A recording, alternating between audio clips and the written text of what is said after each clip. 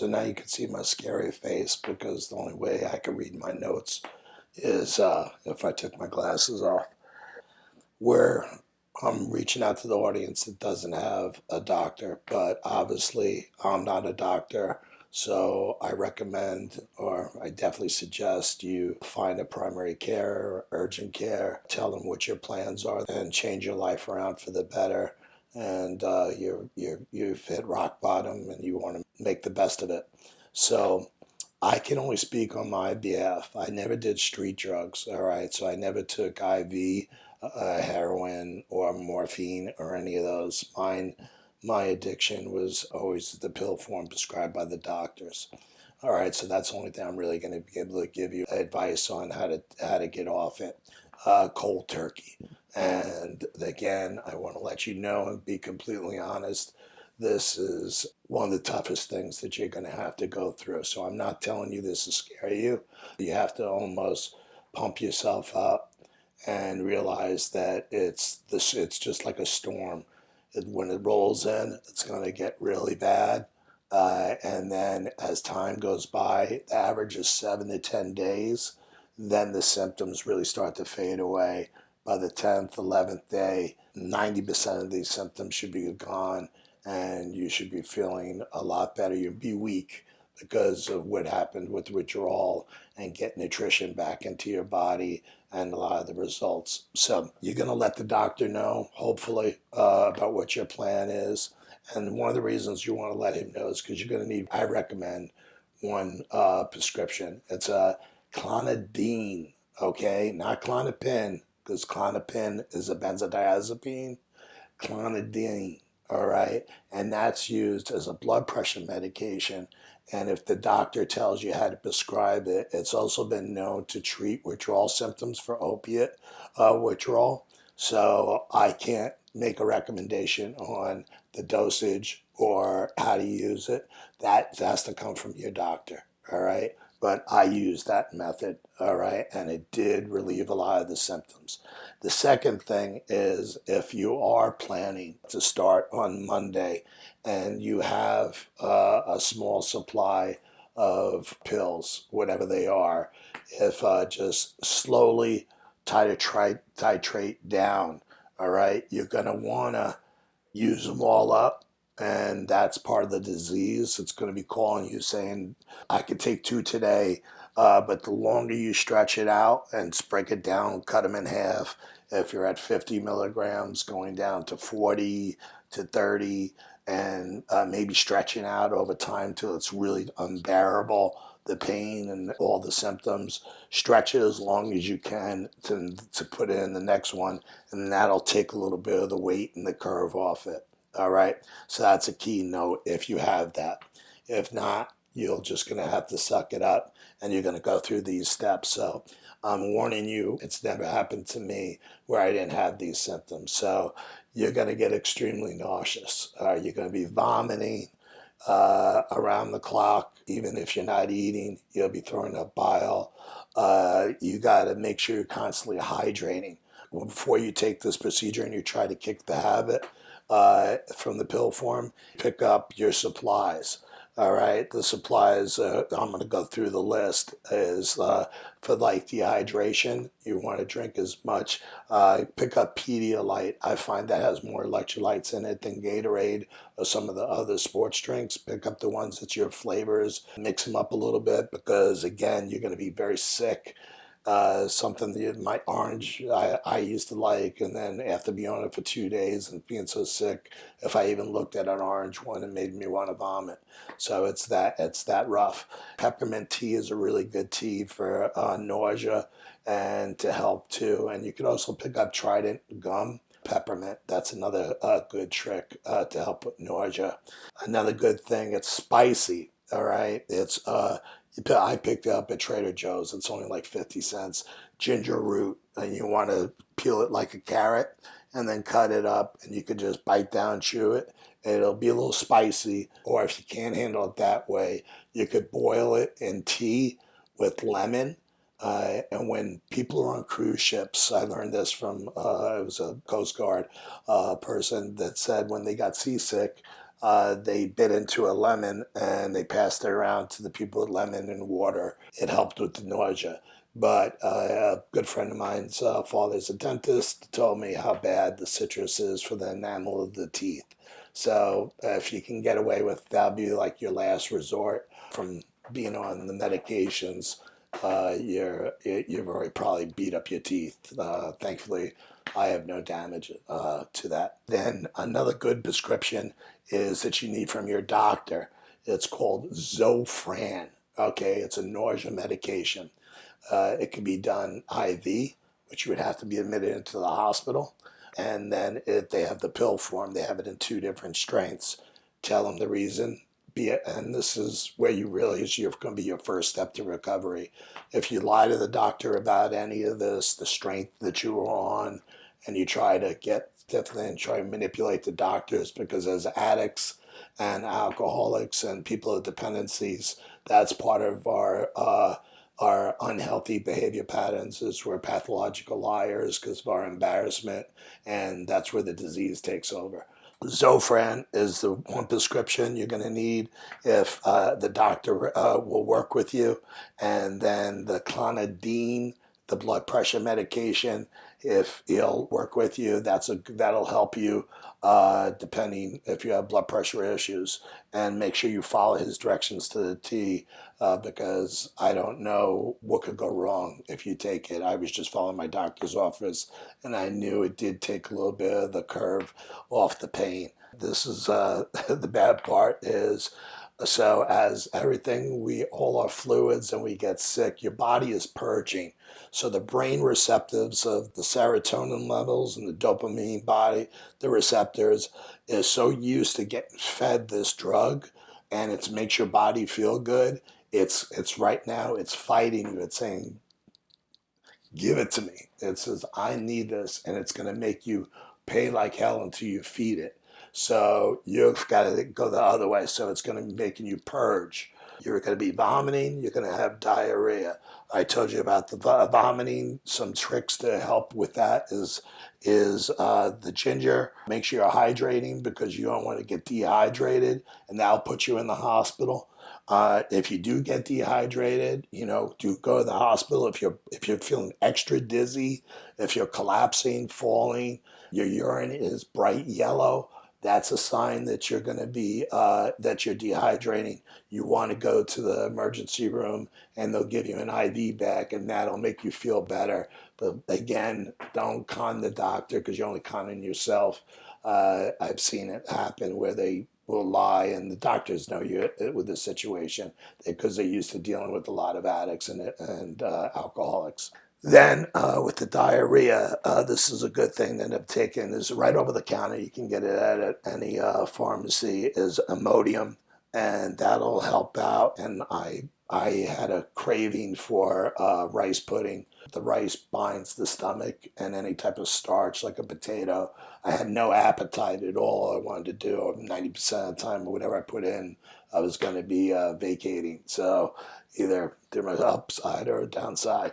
So that's pretty disgusting. So, but just deal with that. The muscle cramping, this is two things that I used a lot. So I tried to do stretching as much as I can, and the magnesium. If you watched one of our other podcasts, this is the problem with magnesium. Magnesium's a great muscle relaxer, but there's 11 forms of magnesium.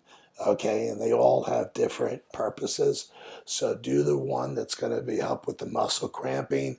There's different ones that act as a relaxer, but if you take too much of it, it will give you additional diarrhea, and we don't want to do that, because that's going to mess up your stomach. Another thing you could do, if you have a foam roller and you're going through the spasms and pain, you could do that. And do not underestimate the miracles of a nice warm shower. I was probably taking almost like 12 showers a day, night throughout the night, because I went on a serious insomnia trip. I was up for, I don't even know, it was more than like 7 days, where the walls were going nuts, and I was pacing back on the floor, trying to do whatever I can, even running back and forth to the bathroom. And you had to make sure you're getting some nutrition in your body or something in your stomach, even though that's the last thing you want to do. So I recommend, drinking tea, try some green tea. Don't do anything with caffeine, because if you can and you're fortunate enough to sleep, so sleep, you'll get nightmares. You'll probably get drug dreams, they call them. So don't be afraid of that. Try to meditate, think of positive stuff. If you're going to read, only read positive stuff. Stay off the internet, researching all the different bad things and side effects and everything, because that'll manifest in your brain. So meditation is really good. Anything that is going to help you move around. Try not to stay in bed too much, even though that's a really tough ask. Because especially on the first couple days are going to be your worst. The first 3 days is really bad, and I consider that a marker. Once you make it through that marker of 3 days, then you could really, use your checklist, calendar, made it another day, give yourself a pat on the back. Some people say go to meetings to keep your support group together, to keep you pumped up. That's not what I wanted. I wanted to be alone and just fight through this. It's like the worst flu that could possibly hit you. Then with the nausea, you got to drink a lot of water as well.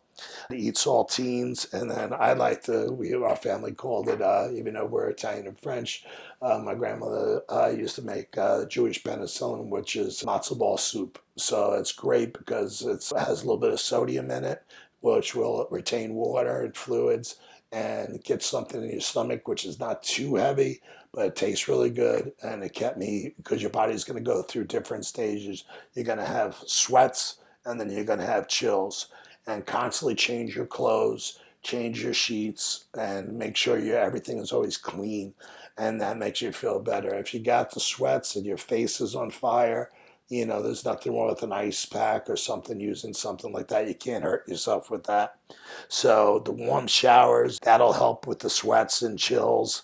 And then I recommend usually check your blood pressure every 4 to 6 hours. I think that's pretty much the checklist. I went over the nausea. I went over the prescription. If you talk to your doctor, the 2 prescriptions. And then the ginger root is good for the nausea. The Zofran actually worked the best for me, but if you can't, and I know and you might be on the street, then the ginger root you can get. Pedialyte and Gatorade.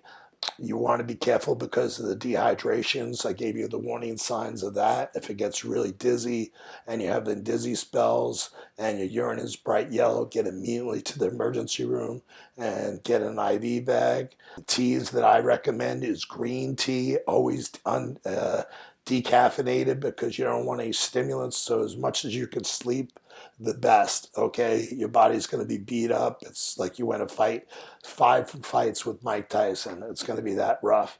Imodium is going to help slow down the diarrhea, so you can hold on to some of the nutrition you put into you. Try to eat clean once you get your appetite back. Marijuana is another good thing that might end up helping ease the pain a little bit, medical marijuana. But again, as addicts and stuff like that, I'd rather have you talk to your doctor and get that advice, because there's pros and cons of that I don't think I should be talking about. But I did do the marijuana to help me with my appetite, but it made me a little bit anxious. And CBD didn't help with the appetite. I was just strictly taking it for the nausea and trying to get my strength back. And then at the end, probably around like 5 or 6 days, when you feel like you could like walk a little bit, exercise is going to be a key, but you're going to have to set your pace on that. So I'm down in South Florida. So what I did was I actually put a pair of sweats on. I made sure I was strong enough, because if you go in a pool with sweats on, you could drown. So please don't drown on me. So I went in with sweats and into a weighted area, to a foot area, 3 ends, and I treaded water. And the more exercise you do, then it helps push through the sweat, purge that medication through, reset the chemicals in your brain. And like I said, it should probably, after 10 days, it should get better. For headaches, If your doctor says it's okay, Tylenol could be a good pain reliever. But it's going to be, do not take too much of it because it'll strain your liver.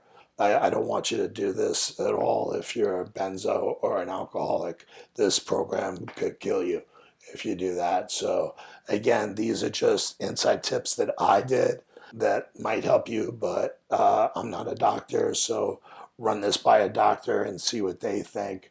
And if you have no alternative and you want to get clean, this is what the only information that I really could pass on to you to help.